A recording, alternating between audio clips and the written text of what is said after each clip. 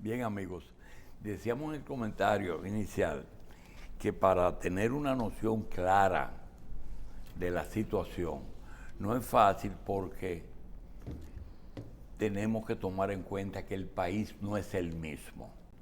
Y digo que no es el mismo porque tenemos un invitado que es una muestra de ello y que mucha gente, muchos jóvenes, no entienden absolutamente nada de lo que este invitado representa y representó en los inicios de los gobiernos PLDistas.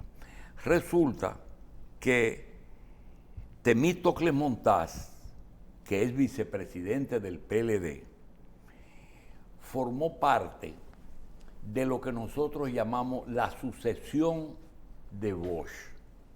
Básicamente, tres personas, Temístocles Montaz, Danilo Medina y Leonel Fernández.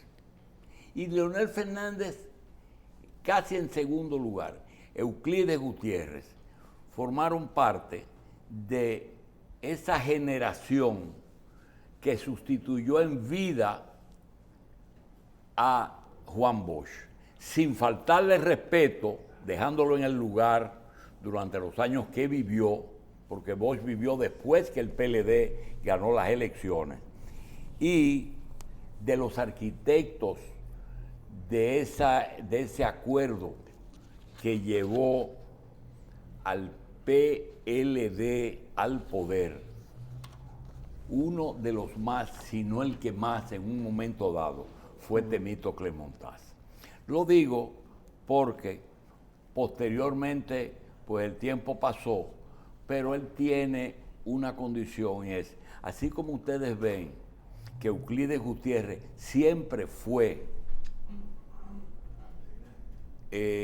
un funcionario de todos los gobiernos PLDistas, Temístocles Montaz también lo fue, y en cargos muy importantes. Nosotros... ¿Verdad que Leonel Fernández debe estar loco por robárselo?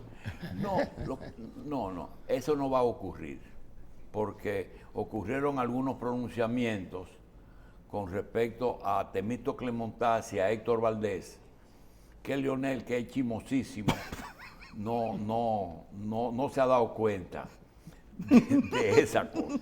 Sí, porque está usando a Botero, pero ese no es el tema. El tema es darle la bienvenida a Temístocles Montaz, uno de los arquitectos de aquel famoso acuerdo que algunos pensábamos que era un tirarle piedras a la luna.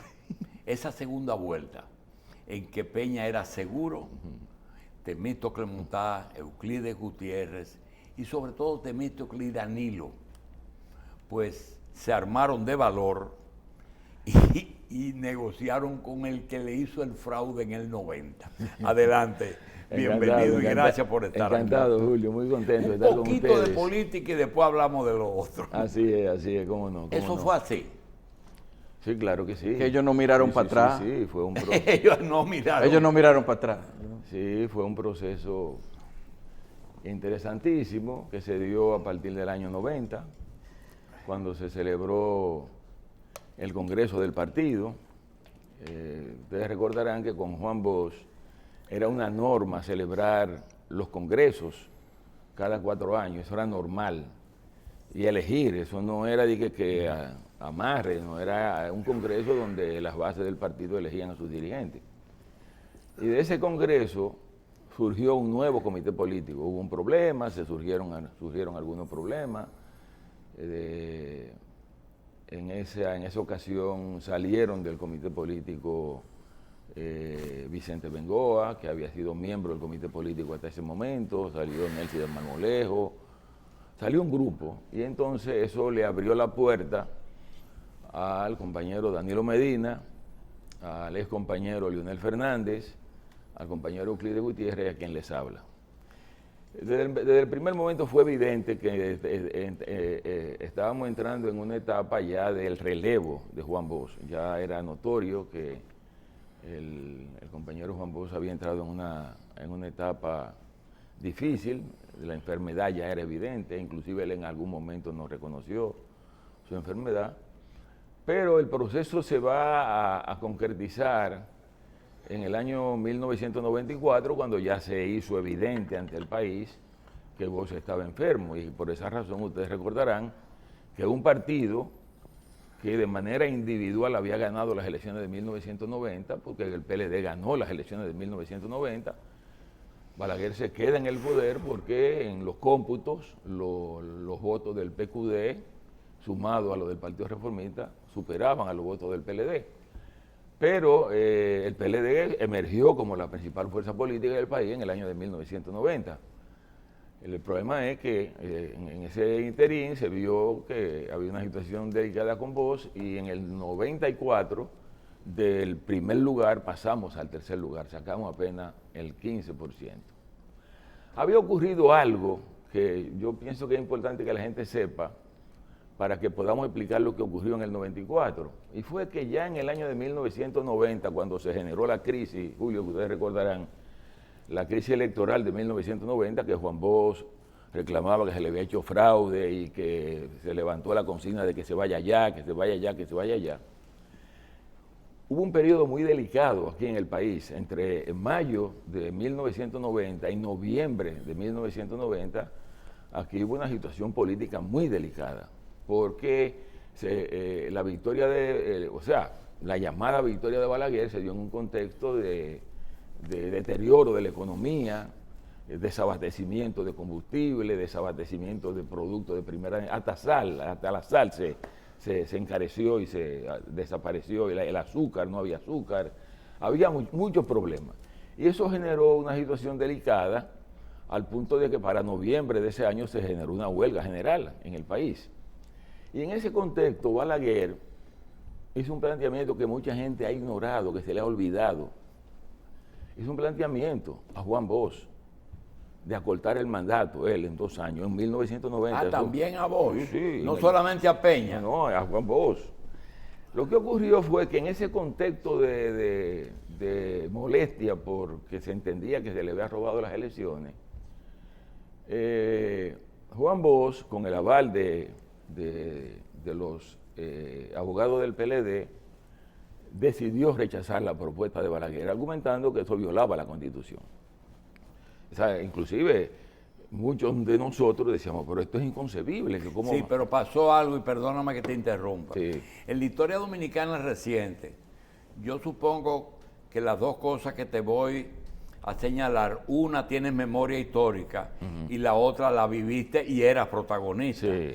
La primera fue, ¿por qué si el 14 de junio Manuel Tavares Justo no apoyaron a Bosch en el 62 con las elecciones? ¿Por qué se fueron a la montaña luego por el gobierno de Bosch? Esa fue una. Sí. La otra es, ¿por qué el PLD, cuando pierde en el 90, quien invita a luchar en las calles es Peña Gómez, que es el PRD? Estamos hablando del 90. Y yo he pensado que ustedes aceptaron eso, de rechazar la propuesta de Balaguer, por 2 razones. Primero, a quien le iba a tocar gobernar era un hombre que todavía tú y yo no sabemos de dónde salió, que era José Francisco Hernández. No sabemos si iba a ser el presidente en ese segundo año. Y lo segundo es que el PLD nunca quiso levantar el pueblo por ese triunfo. No, mire, yo creo que lo de Manolo resulta entendible en cuanto a que, si bien no apoyó a Bosch en el 62, cuando ve el comportamiento de Bosch como gobernante, se dio cuenta de que real y efectivamente Bosch era un hombre comprometido con la democracia, y por eso apoya.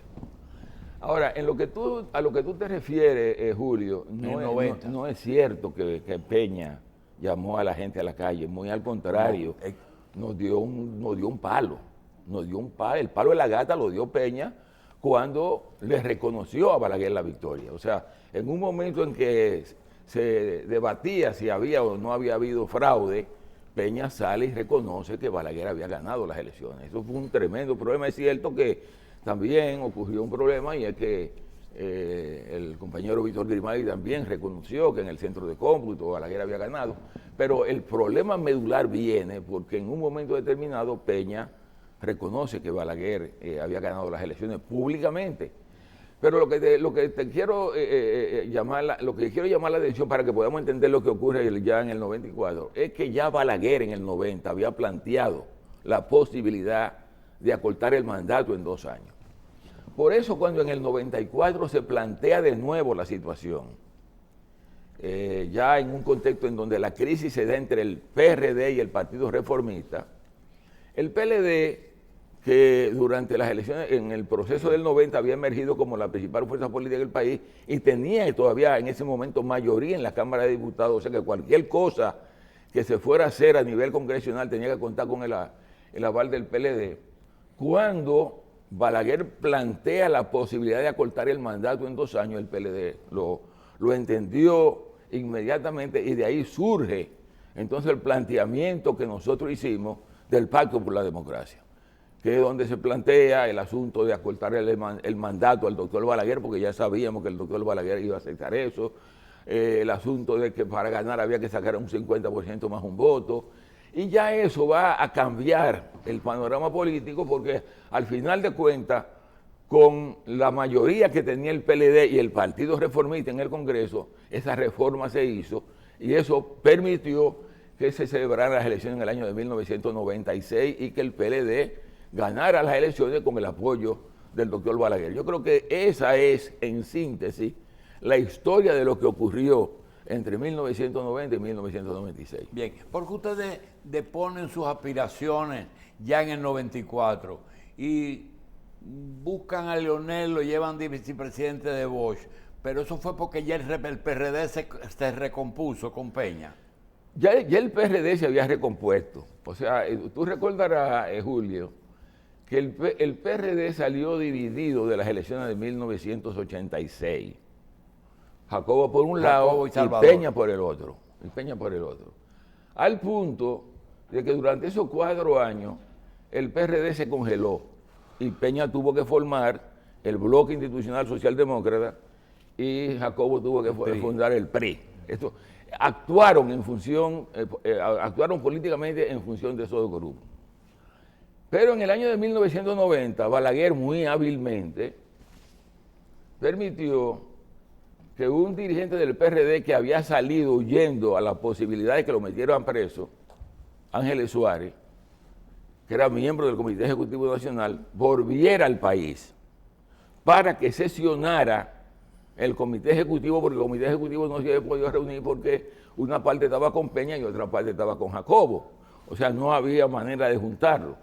Pero con Ángeles Suárez hacía mayoría, una mayoría favorable a Peña Gómez. Y entonces el PRD se lo dieron a Peña Gómez en más o menos marzo del año de 1990. Y yo creo que una cosa que hay que reconocerle a Peña Gómez es que va a las elecciones de 1990 con el PRD entregado en el mes de marzo y sacó casi el 24% de los votos. Yo digo que uno también de los factores que influyó en que el PLD no pudiera ganar las elecciones de 1990 fue esa emergencia del PRD a última hora que hizo que el PRD sacara el 24% de los votos.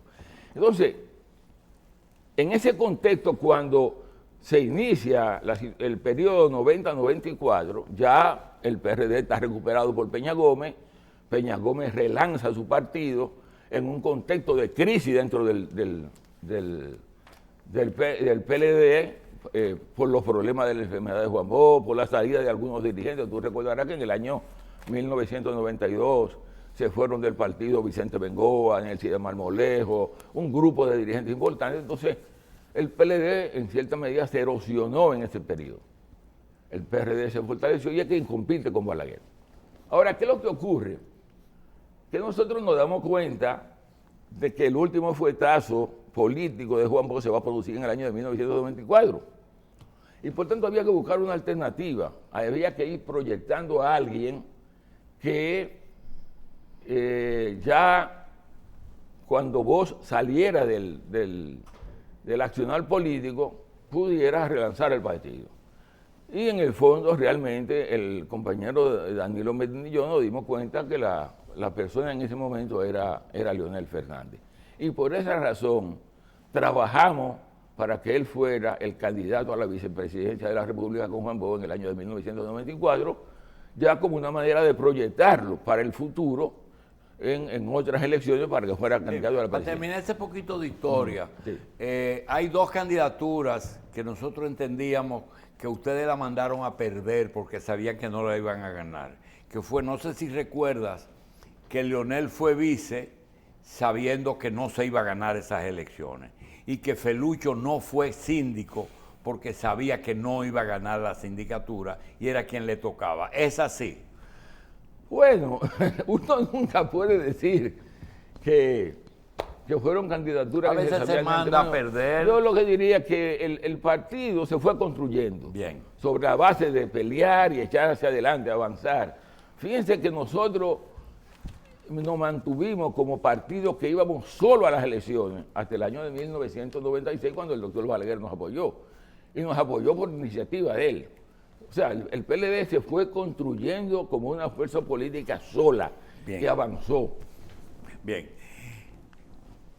Temístocles Montaz, en el año 2020 ocurrió algo que tenía un antecedente, y es que el PLD perdió el poder después de 12 años de Leonel y de 8 años de Danilo.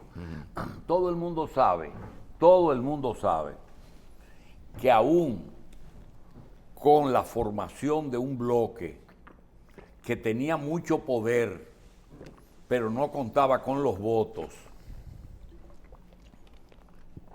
el PLD tenía posibilidades de repetir con Danilo o con cualquier candidato, porque era el partido que estaba en el poder y tenía condiciones. Además tenía una impronta que podía mostrar. Sí. El tema es que esa etapa tiene dos. Una es por qué Danilo no es el candidato. Muchos sabemos que todo estaba listo para rehabilitar a Danilo para que fuera candidato. Y de serlo, muy difícil que perdiera unas elecciones su partido.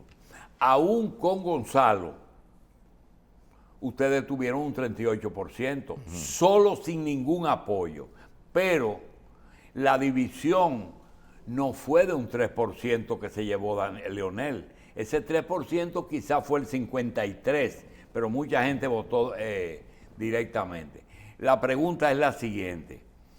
El poder extranjero, con la llamada que se interrumpió el proceso congresional para la rehabilitación, el conocimiento de la Constitución, y la salida del PLD de Leonel, fueron los dos elementos que produjo el triunfo de este gobierno.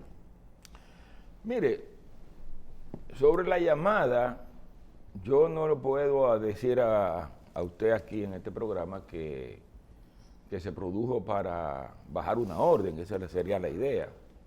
Inclusive el compañero Danilo Medina, en las conversaciones que hemos tenido, nunca nos ha dicho realmente para qué fue que lo llamaron. O sea, nunca, yo me imagino que como hombre de Estado, hay cosas que comenta, cosas que no comenta. Esa es una de las cosas que él nunca nos ha dicho a nosotros y para qué fue que lo llamó Pompeo.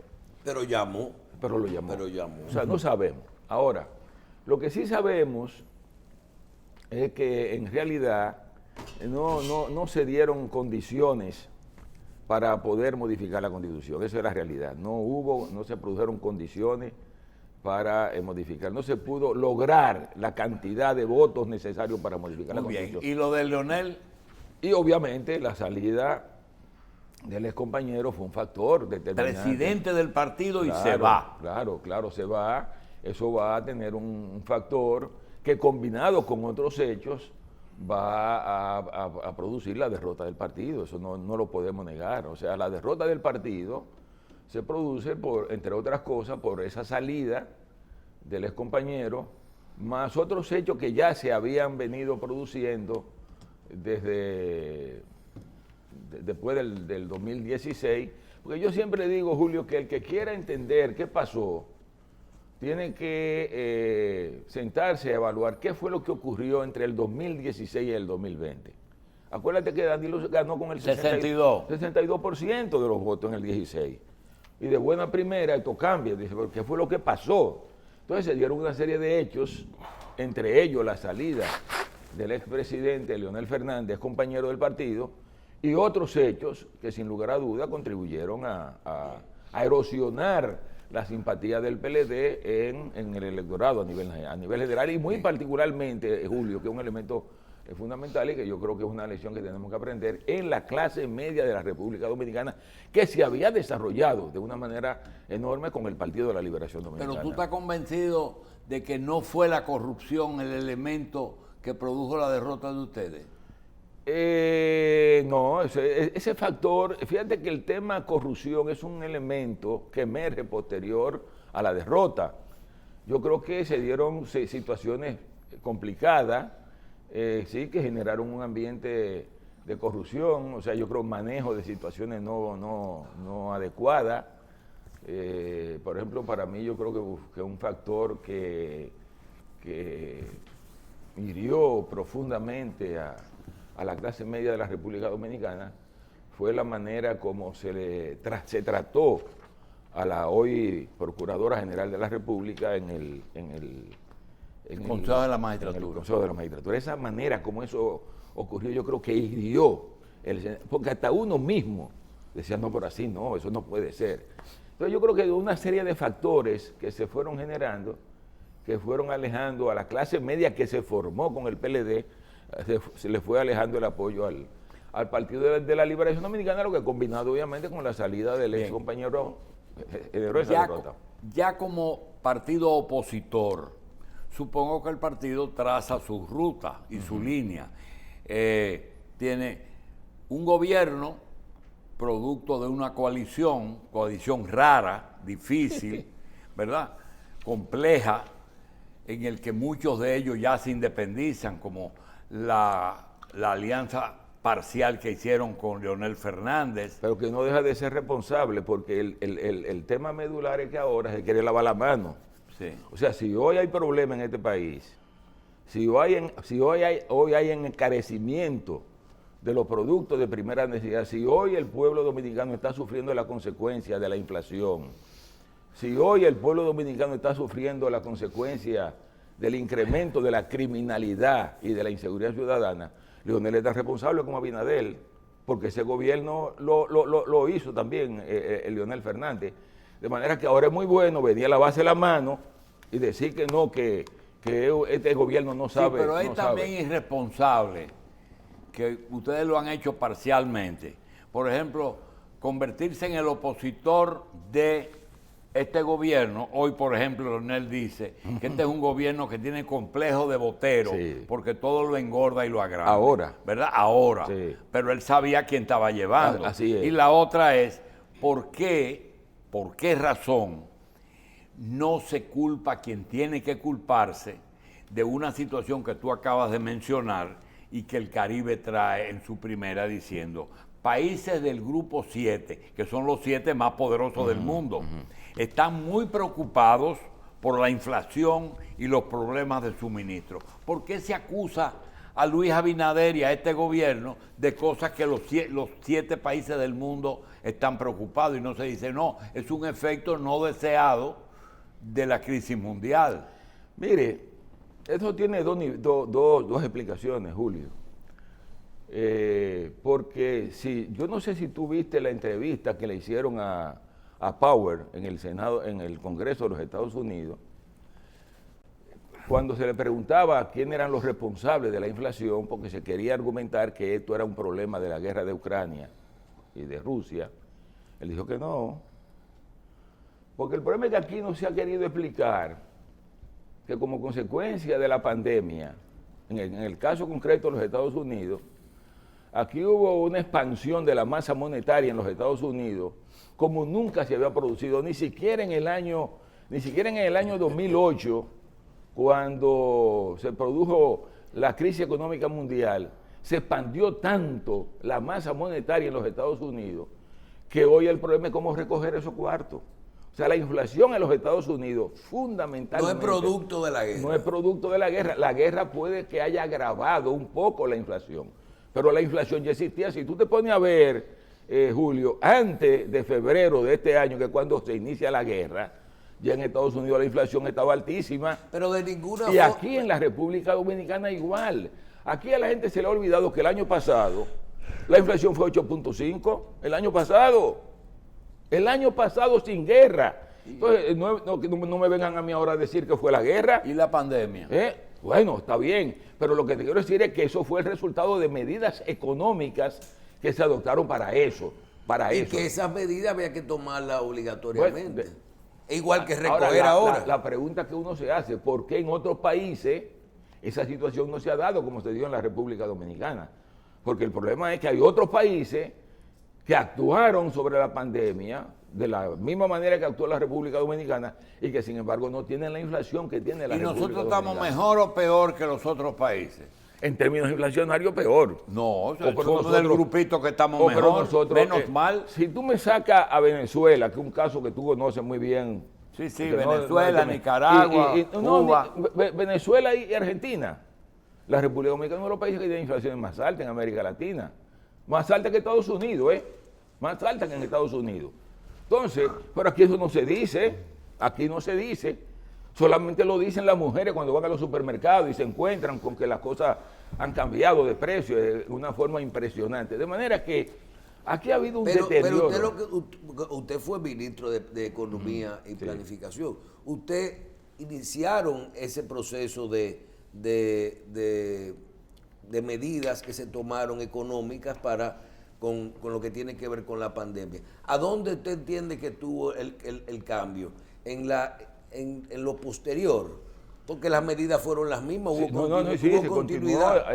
Por ejemplo, y es cierto, nosotros tenemos crecimiento, tenemos éxito en el turismo, tenemos eso, pero en la parte de lo que tiene que ver con la inflación estamos superior a los demás. Lo mismo que en Estados Unidos. ¿No será que dimos más dinero que los demás? Igual que en Estados Unidos. El mismo problema, aquí se siguió el mismo modelo norteamericano. El tema ahora es cómo recoger eso.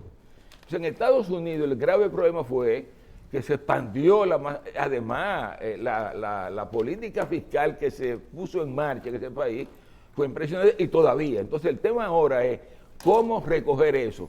Entonces, Julio, lo importante en esto es que tú hacías referencia al G7.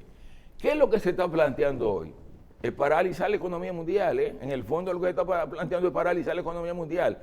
Si quieren combatir la inflación, no tienen una alternativa que paralizar la economía mundial. Entonces, de una u otra manera, en la medida en que eso se da en Estados Unidos, porque van a tener que seguir subiendo las tasas de interés, eso también va a tener efecto aquí en la República Dominicana. Entonces, las cosas no son tan simples, o sea, como muchas veces... ¿Cómo usted ve el tema, la situación en el momento? ¿Qué tiene que hacer el gobierno? Tratar de mantener esa política de subsidios para poder contrarrestar la situación, especializados, combustible, tratar de que la comida no siga subiendo de precio. ¿Usted mantendría esa política? Sí, correcto. Hay que mantener los subsidios, hay que mantener el apoyo a la producción nacional, para garantizar que los precios de los artículos lleguen en condiciones favorables a la población, que es lo que parece ser que no se está haciendo hasta ahora, porque aquí todo se está disparando. Entonces yo creo que hay cosas que hay que mantener, que la desarrollamos nosotros en los gobiernos del Partido de la Liberación Dominicana, porque ustedes recordarán que nosotros tuvimos precio del petróleo casi a $150 el barril en el año 2008. Y Danilo tuvo que enfrentar precios del petróleo por encima de los $100 el barril en el 2011, 2012 y 2013. La solución podría ser quitarle el impuesto. Quitarle el impuesto a la gasolina, por ejemplo. No, yo creo que la idea que el gobierno ha puesto en marcha hasta ahora no está mal. O sea, la idea de mantener el subsidio así a partir de un determinado momento. No es mucho dinero, pero que no le está costando prácticamente nada, Julio. Porque yo he explicado que este año, cuando el gobierno elaboró el presupuesto, lo elaboró sobre la base de establecer el precio del petróleo en $62 el barril. Sobre esa base te calculan el ad valorem y sobre esa base te calculan los impuestos específicos, que son 2 tipos de impuestos. Ahora, ¿qué es lo que ocurre? El gobierno, el tope que estableció, lo estableció $85. De 85 a 115, ellos dicen, yo mantengo el precio. Pero ¿qué pasa entre 62 y 85? ¿Eso es un ingreso que va al gobierno? Que el gobierno no lo tenía proyectado para este año. Entonces, cuando me están hablando de que el gran sacrificio, ¿cuál sacrificio?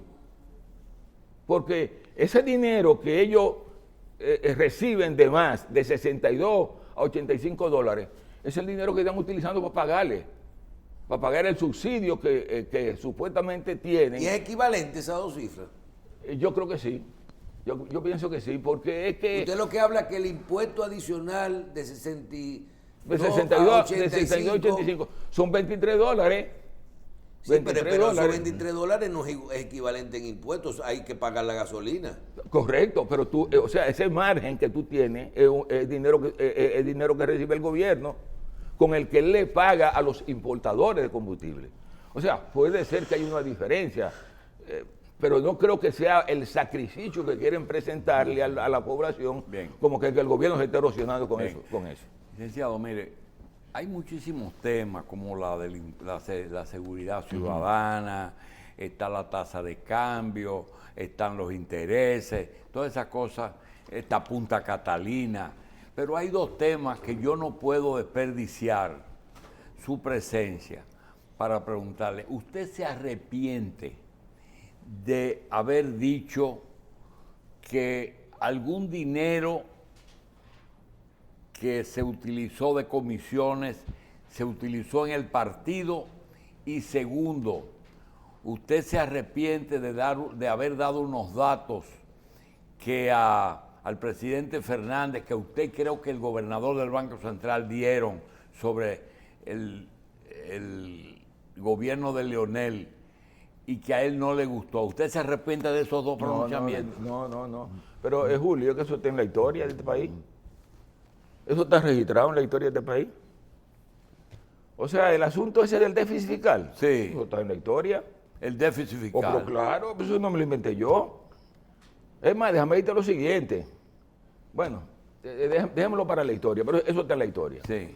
O sea, esa es la realidad de lo que ocurrió aquí.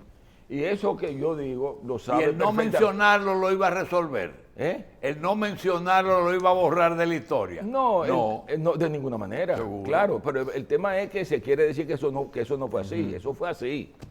Y posiblemente está más grave. Y bueno, sí, hemos tenido problemas a nivel internacional con lo que es la balanza de pago y los dólares que hay que destinar a lo que es comprar petróleo y derivados para el consumo local. Y una vez el presidente Abinader dijo que él no tuvo Petrocaribe y el PLD, sí. Entonces, ¿qué tan cierto, qué tanta certeza puede haber en esa afirmación? No, tampoco. ¿No fue una ventaja para ustedes, quizás? Ahí hay una equivocación del presidente Abinader, porque es que Petrocaribe no era... no era regalado. No era que te regalaban el petróleo. El Petrocaribe era un programa de financiamiento que te permitía a ti, a partir de un determinado valor del petróleo, obtener un determinado financiamiento. Pero era un financiamiento que tú tenías que pagarlo. Esa deuda con Venezuela se pagó, de manera que no era que te estaban regalando el petróleo.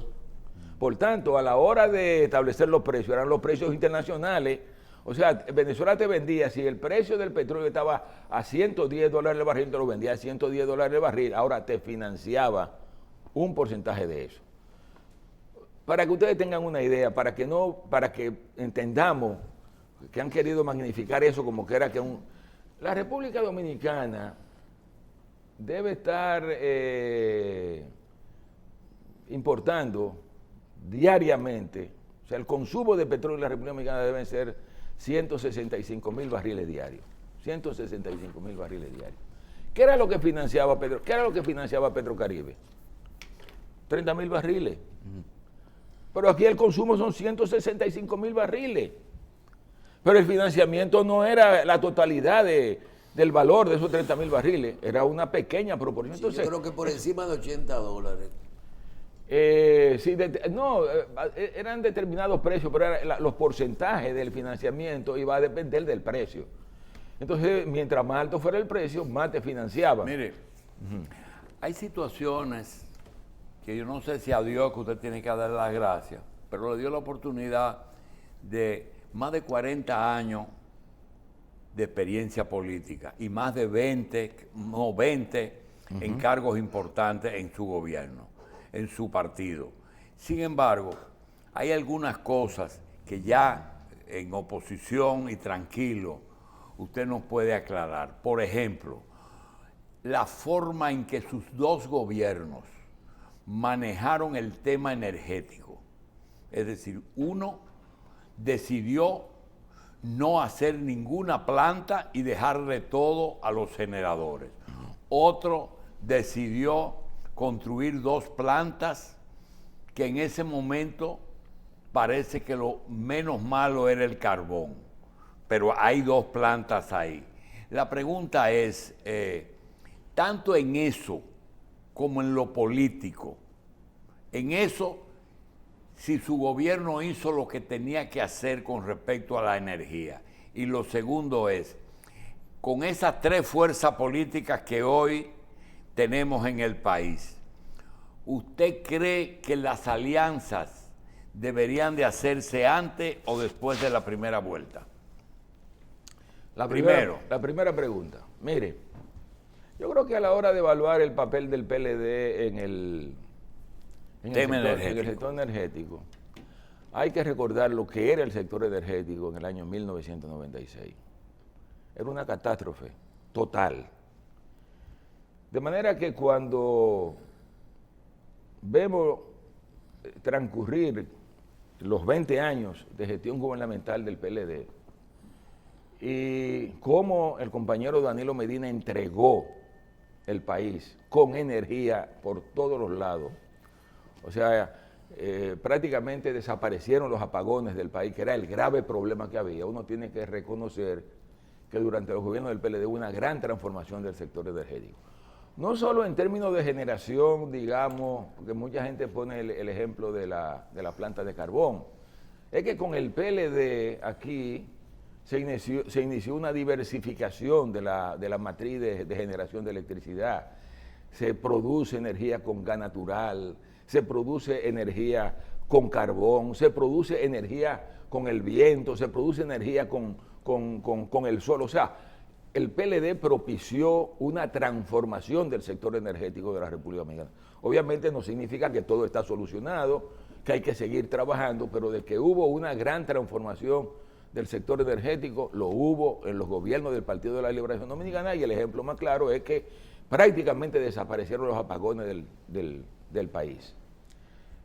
Con relación a la pregunta de las alianzas, hasta ahora lo normal ha sido que las alianzas se produzcan para la primera vuelta. Para la segunda. Para la segunda vuelta. No, en algunos casos están para la primera. Fíjate que ya en el año 2004, cuando el PLD gana las elecciones, ya el PLD desde la primera vuelta va aliado y ganamos en la primera vuelta. Lo mismo ocurre en el 2008. Lo hicieron con alianzas grandes en todo 19, claro. 20 partidos. Sí, claro. En todas las elecciones que se celebraron del 2008 hasta el 2020, el PLD armó alianza antes para la primera vuelta. Eso yo creo que sí, que ojalá pudiera ser. Pero si no puede ser para la primera vuelta, que sea para la segunda vuelta. O sea, el PLD no descarta las alianzas. Lo que hemos señalado, y esto es muy importante y quiero reiterarlo aquí, Julio, para que todo el mundo lo sepa, el país lo sepa, el PLD no se opone a las alianzas. Inclusive el Comité Político ha discutido ampliamente el tema. Lo que sí hemos señalado, y lo hemos reiterado frente a la militancia del partido, que en todas las alianzas que se han producido, lo que ha ocurrido es que los partidos aliados apoyan al PLD, apoyan al candidato del PLD. Nosotros no tenemos ninguna objeción a ese tipo de alianza. Para el año 2024 el PLD va a tener su candidato y va a ser el candidato que va a competir. Usted no teme y es riesgoso que aunque la cúpula no negocia con la fuerza del pueblo, por razones muy claras, si ustedes están en la oposición, gran parte se debe a la fuerza del pueblo. Claro. Ahora, pero hay un PLD que se acostumbró al poder y cuando vea señales de que la posibilidad sea Leonel Fernández, van a girar para donde su compañero. Esto no va a ocurrir, Julio. No va a ocurrir. Eso es mucho espuma y poco chocolate. Eso no va a ocurrir. Aquí hay que prepararse mentalmente de nuevo para ver una confrontación entre el PRM y el PLD. Esa es la realidad. PRM, PLD. PLD. O sea, el PLD es un partido asentado en el No territorio importa quién sea el nacional. candidato de ustedes. Yo espero que Ustedes no sea están así. apostando Yo mucho a espero que la sea así. estructura política, electoral del PLD y no al candidato. Yo pienso que va a jugar, me parece que usted sigue pensando que el PLD es el partido más grande que es. No. En estos momentos, obviamente, el PRM está por encima de nosotros en términos, digamos, de simpatía. Eso es la realidad. Pero es ahí que estamos, de partido a partido. Pero el hecho de ser un partido con asentamiento a nivel nacional, donde quiera que tú vayas hay PLD, donde quiera que tú vayas en el país hay PLD, eso juega un papel fundamental. Y yo lo que veo es que yo le decía el sábado pasado a los compañeros de San Francisco de Macorís que en el año 2002 el PRD nos barrió a nosotros. Ustedes recordarán que fuimos a unas elecciones siendo Hipólito Mejía presidente de la República y sacamos apenas un senador, nos barrió Hipólito. La gente estaba contenta con el PRD. Entre el 2000 y el 2002 la gente estaba contenta con el PRD. Pero 2002 a 2004. Espérese, del 2002 al 2004 todo eso cambió, se viró, pero de manera radical se viró. ¿Qué es lo que yo estoy observando ahora? Que esa contentura que hubo entre el 2000 y el 2002 nos está dando ahora lo que hay es mucho descontento. Ah, ya.